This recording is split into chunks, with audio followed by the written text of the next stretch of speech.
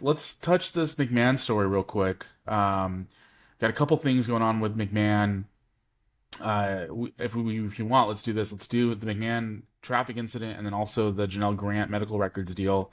Sure. McMahon was in a car accident last month, going excessively fast, hit a woman, rear-ended her, and it looks like he's seeking for the charge to be dismissed. And then Janelle Grant's medical records got leaked, accidentally leaked. So go ahead, take it away, Mr. Bethel. So, okay, Vince McMahon was in a car crash. He rear-ended a woman from New York. She was driving in a BMW. He was driving in a Bentley in excess of 85 miles per hour. He was charged with two traffic violations. One was driving recklessly over the speed of 85 miles per hour, which is a very, very serious traffic charge. He was also charged with following too closely. In other states, in Ohio, that's called assured clear distance. Basically, you're tailgating people and you end up causing an accident because you're not giving them enough space. Um, I do know the woman's car that he hit was totaled. I think that's something that Vince McMahon's insurance company is working out with this woman. So they had a hearing yesterday at 9 a.m. This morning, I went onto the website to try to access the records, but they have been statutorily kind of made unavailable, which means they've been locked from public view. You can't go to his docket anymore. You can no longer go on and see what his charges are, which is highly unusual. His lawyer also made he also requested from the court a pretrial probation for McMahon. What this would do would he would do some driving classes, maybe some other work. But essentially, if he were to be allowed this, it would drop the two traffic violations that he has, and he would basically be fine and just he would walk scot free. I don't think Jeez. this is going to sit well with a lot of people, especially with his reputation as a driver. This was not his first time in a serious accident. I mean, it's pretty bad when there's a whole there's a whole classification of Vince McMahon stories about him driving recklessly with numerous different talents. And I think there's also concerns about just how tight of a hold he has in Stanford. Um, his family, the McMahon empire has been based in Stanford for 50, 60 years. And it's just a question of like how much influence does he have there? When Linda McMahon ran, when she was announced to be being considered for being the Secretary of Education in the cabinet, the paper up there is normally does a great job. What they ran was essentially a PR piece from the Heritage Foundation on why she should be named to the cabinet, which is fine. But where was the? I don't know if they ever ran a piece in opposition to it. I mean, and I don't, you can talk to anybody. It's a Republican or a Democrat or either side. I mean, Linda McMahon is not qualified to be the Secretary of Education. She's only there because her and her estranged husband are friends of Donald Trump. Yeah. Um, so it gets into questions of favoritism and and other issues that way. And I just think that, this is a situation where this was a highly traveled, it was a 90-year-old road. It had wooden guardrails. The debris from the accident also damaged a car in the other lane.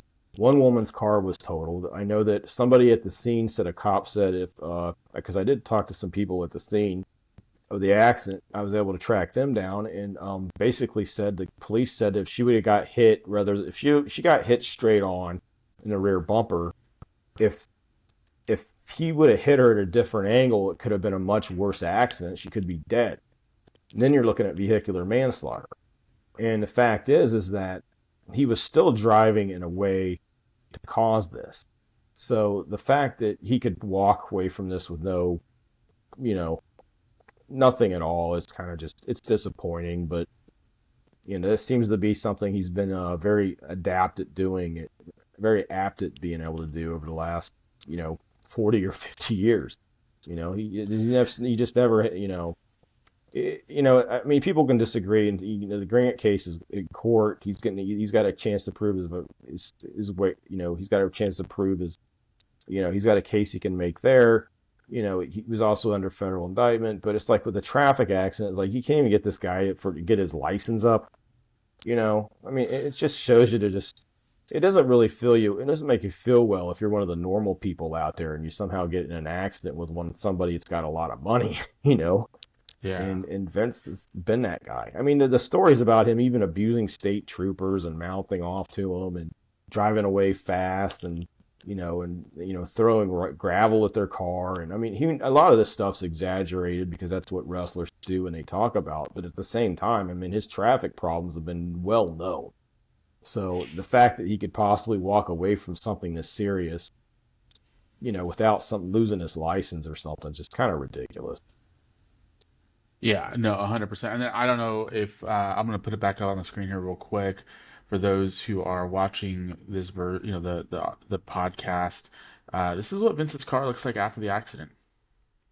Yeah, I mean Like, that's I can tell you what's going on here. Yeah, it's the front.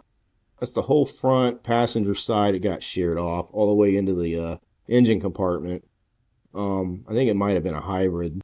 I can't tell by looking at, but the front wheel's gone. The front suspension assembly on the passenger side is gone. There's this, the complete fender's gone, sheet metal's gone. I mean, he just sheared off a good chunk of his own car. I mean, I can only imagine what would have happened if, like you said, he would have hit her just a little bit in a different way. Yeah. It's just insane. It's just insane. And then, At the time of Janelle day, Grant. yeah. Oh, Go no, ahead. good, good. I was gonna say at the time of day he was traveling, and I mean, this traffic's also been another thing I've covered relentlessly, and also I'm a gearhead, so there's just some things I know about, but it's just like it's just reckless and stupid. There's no reason to be driving like that in that kind of situation. I'm all fine if you can find a clear spot on the interstate and you want to clear out the carbon, as they would say. Fine, that's fine. If you want to go to the drag strip, that's fine. If you got a back road, and you want to go, see how your 0 to 60 time is, that's fine. But doing this like constantly when you're driving on a busy road, it's sociopathic behavior. Yeah, yeah, 100%. Another bit of Vince related news to a certain degree. Janelle Grant is suing, is it WWE's doctor? So this is what happened is with his case. So Janelle Grant has filed a bill of discovery complaint against Dr. Carlon Coker. He was a doctor for Vince McMahon. McMahon took Janelle Grant to see him multiple times. This has become part of her complaint in the federal court. She has been suing Coker to get her medical records. Well, in a separate case, Coker is sued Ann Callis, who's one of Grant's attorneys, for slander, things like that, in a federal suit. Well, a couple days ago, during a filing, they placed some of Grant's medical records on the Pacer website, which meant that they were up for public view, which is Yikes. insanely, considering the stakes of this case and what this case is about and where it originated and how it relates to the McMahon complaint in the federal court system. It's just either it is extremely careless or stupid or something else. I don't know. It's ridiculous that this has happened. This poor woman's been through so much, and in the Callis suit, I haven't really been following as much because I think it's kind of a side thing to everything else. I don't know how Coker's a public figure. He's been a star in documentaries. He's been on TV shows. They're trying to argue that he's not in some of this. But at the same time, they're arguing, this meets the malice standard stuff as Callis has said about him.